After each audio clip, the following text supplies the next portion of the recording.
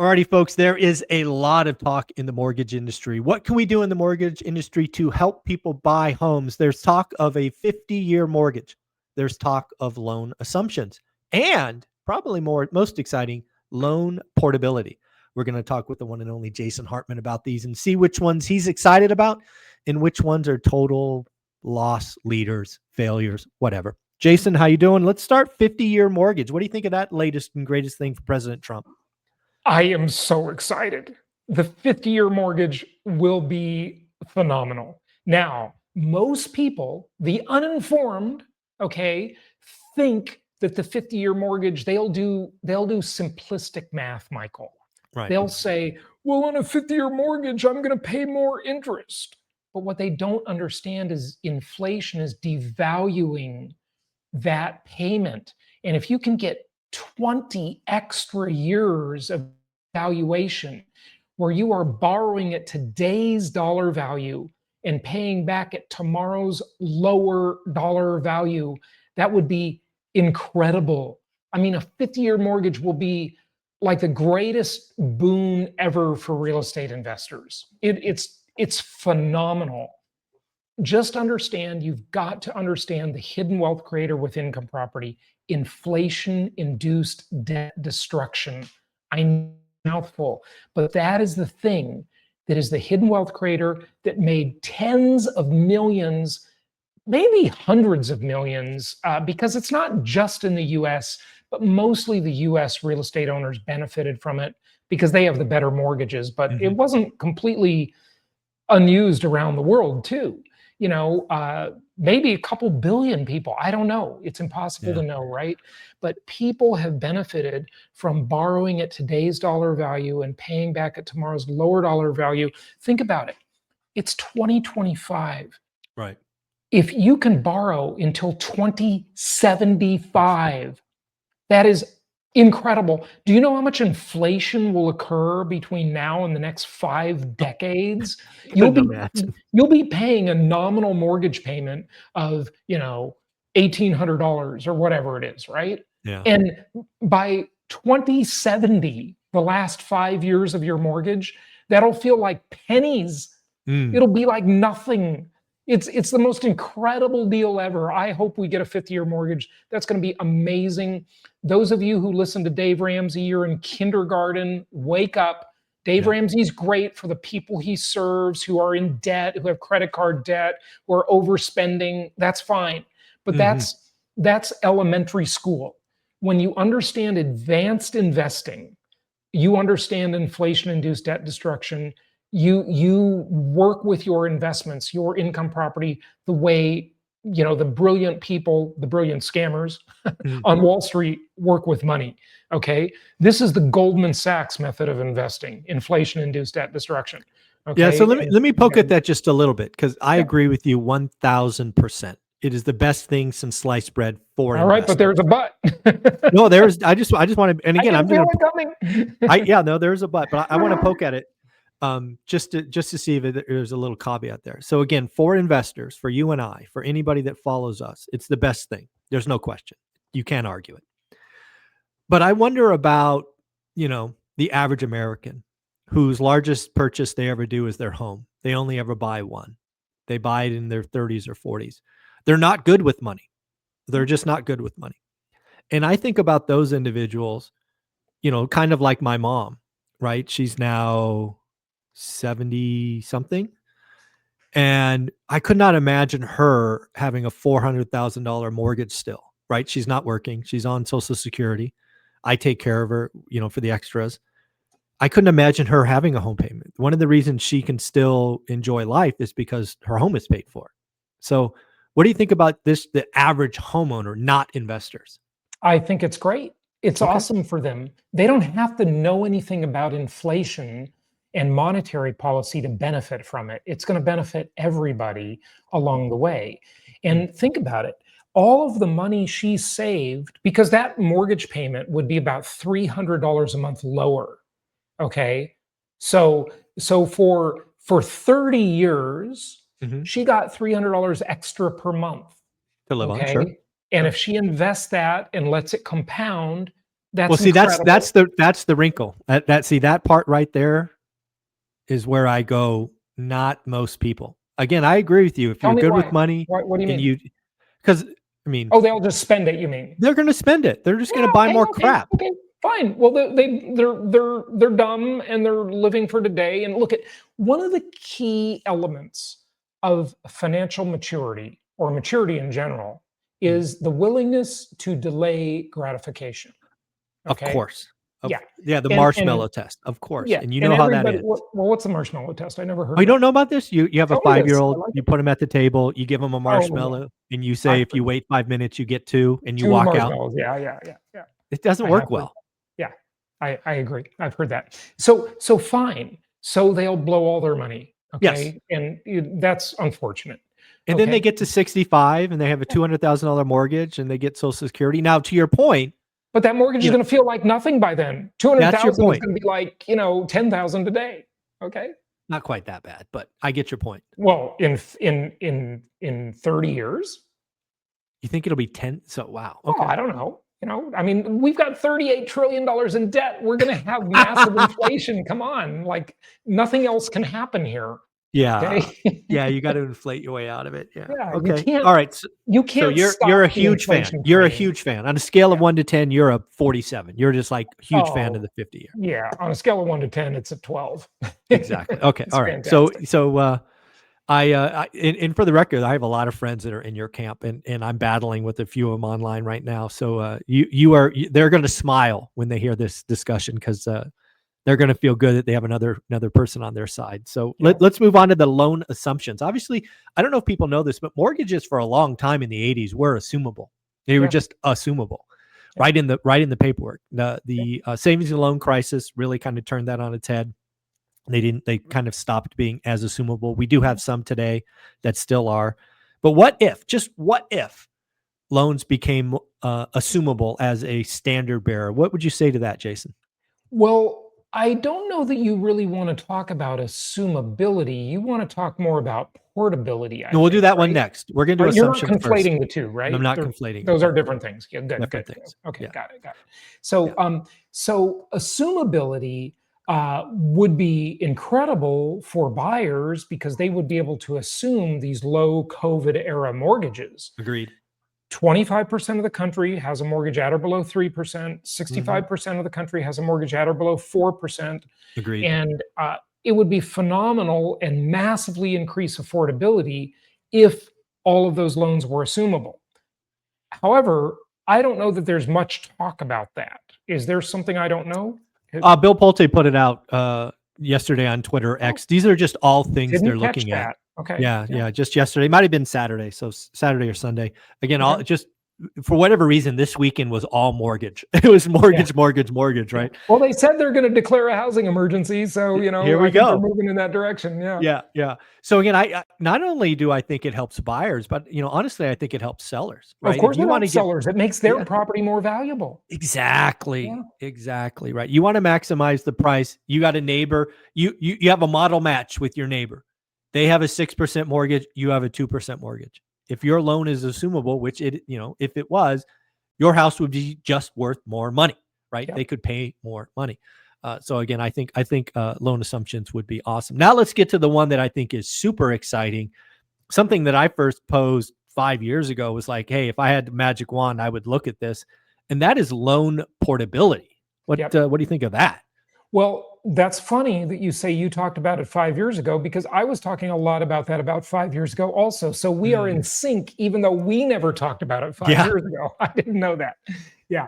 So I think loan portability, in other words, if you owned a house now and you had a 3% mortgage and you could sell that house and take the loan with you to a new house, that would be awesome. Oh, However, so amazing. I don't think it works. I don't think it's going to work. There are just, Michael, think about it. Think about the logistics of doing that. There are so many complexities. And back to the assumable also.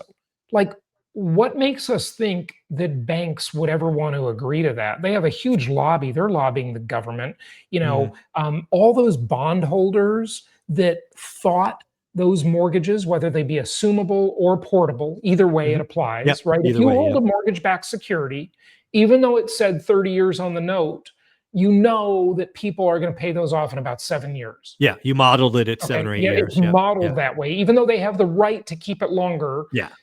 We just know people and what they do, right? Correct. It's an Correct. actuarial table. It's like doing life insurance. You know, everybody's going to die at a certain point. Yep. Okay, Yep. it's just statistics. So loan portability is so fraught with problems. I just can't even comprehend how they could ever make it work. What do you think is more problematic, assumption or portability? Portability. Okay, I agree. Assumption has been done before. Okay, Correct. portability has not, at least Correct. not that I know of. No, I don't think it has. Yeah, You know, the problem with assumption and portability, one of them is kind of the same. It's the cash to loan problem. And what do I mean by that? Okay, so say someone's got a 3% mortgage and their house is worth $500,000, but the balance is $250,000. Exactly. Someone has to come in with $250,000 down or with some kind of secondary financing that is never very desirable. Yeah, it's like Okay. 9% or whatever. Yeah. Yeah. And you know, otherwise with a new purchase loan, they could put, you know, 3.5% down, 5% down, 10% down, or if they're an investor, 20% down. They're still all better than putting 50% down in my example. So that with portability, that's with an assumption, but with portability, the same kind of problem occurs because usually people buy up and they buy a higher priced home than the one they're selling. So take that same person, $500,000 house, $250,000 loan balance. They want to go buy a house that's now $900,000 or $750,000. Now they got to put $500,000 down, and they've got a portable loan. That's great, but it's very complicated to make. Yeah, the math stops mathing, right? Once you realize you have a large equity injection, which most people don't have, or worse, to your point, you have to get a second, and the seconds are at god awful rates, and pretty soon that 3% doesn't look good when you have more than half the loan at 9. It's just it doesn't math. Yeah, because that's, you have to do what's called the blended rate calculation. Okay. And the blending of that, remember, the loan amounts are different. So, you know, blending it, you have to weight them. Okay. So if you have a first loan at only 3% of 250, and then you have a second loan of 400,000 at 9%. Yeah. Because it's a second loan, right? It's going to be a higher rate. It's not that great. Yeah. Portability has so many other problems, Michael. We could list them. We don't have enough time. But, you know, remember, the lender signed up and they thought this was their collateral. You can't like change their collateral. Okay. Correct. Yeah. They're, you know, that's going to be so fraught with problems logistically. Assumptions could work, but to make any of these things work, well, except the 50-year mortgage, to make assumptions or portability work, you've got to have some better second position financing available for people. Correct. And historically, second position financing has never been very good. So if that changes, assumption could really become a thing. Portability, I think, is very hard to ever become. Portability is a cute, you know, mental exercise, but I do agree with you. It's fraught with things we've never thought about, we haven't done before. Loan assumptions, again, they have been done. They were practiced for decades.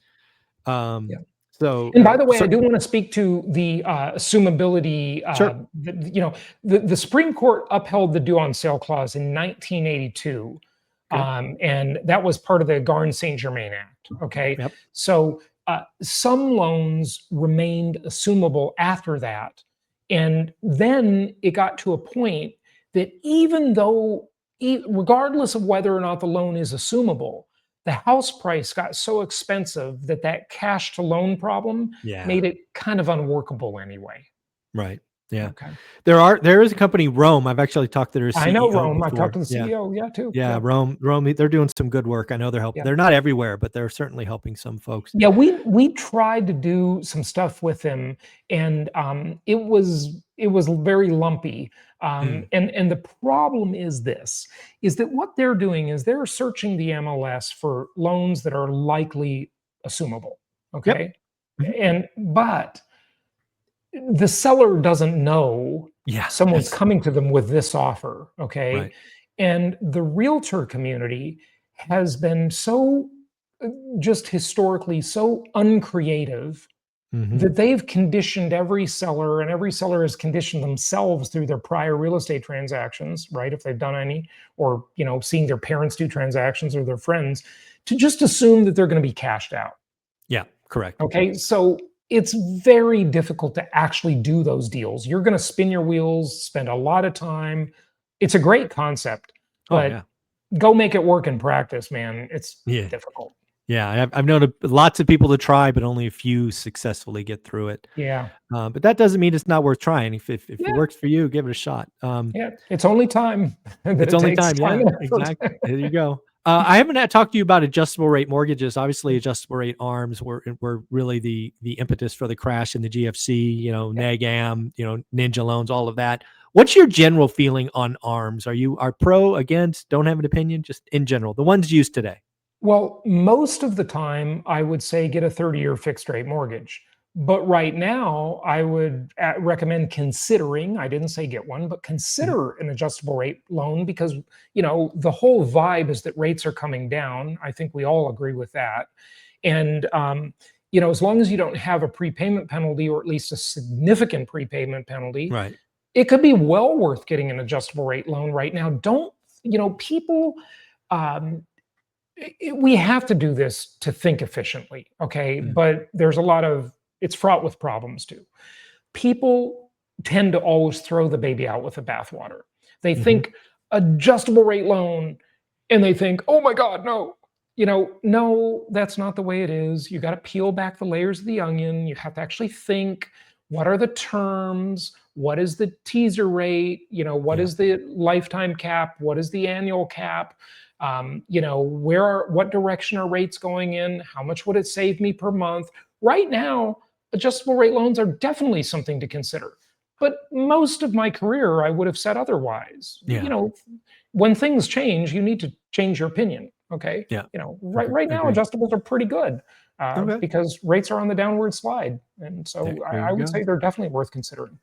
Very cool. So at the end of the day, I'm going to guess based on our discussion, you think the 50-year mortgage is not only amazing, but probably the most likely of the three: assumption, Well, portability, 50-year. You No? know, I don't know that I can even speak to likelihood because I have no Okay. idea what Trump and Pulte and Scott Bessent are doing in negotiating with banks and Sure. bondholders, and I don't know, but I hope it Okay. happens. I think it's going to be a boon for investors if you can borrow money at today's value and pay it back at 50 years later value. Right. You are going to score. And just remember something. So many people just can't think through this stuff logically. Okay, just remember your real interest rate is the interest rate you think you're paying, the note rate, minus the inflation rate according Correct. to the consumer price index, or the CPI, and then adjusted for the real inflation rate, which is always higher than the CPI, and then adjusted for inflation-induced debt destruction. So your real interest rate is much lower than you think as long as you have inflation. If you don't have inflation, then all bets are off. Right. I mean, Well, let's play this out for folks in real life. So let's just say today interest rates are 6% for easy math. Yeah. The CPI or the CPI, as you say, it is 3% last I Yeah. recall. So you're really only paying 3%. Okay. After Yeah. I just wanted inflation. people to do the math. Yeah. Yeah. Very Good- cool. good Well, thing to Jason, get you've been on this inflation-induced debt destruction for years. It's amazing. It is the wealth generator that once you understand, you can't unsee it. It's like seeing the Matrix. right. Like once you see it, it's like, this is amazing. Take the red pill. Yeah, there you go. Well, if somebody wanted to dig in and learn more about this, where do they go, Jason? I have a lot of YouTube videos and podcasts on this exact subject. Just go to YouTube, look up Jason Hartman, go to any podcast platform, iTunes or Apple Podcast or Spotify, whatever, look up Jason Hartman and you'll find more about this. My main website is just my name, jasonhartman.com. Thank you, buddy. Appreciate you coming back each and every week. You're All right. amazing. Happy Later. investing.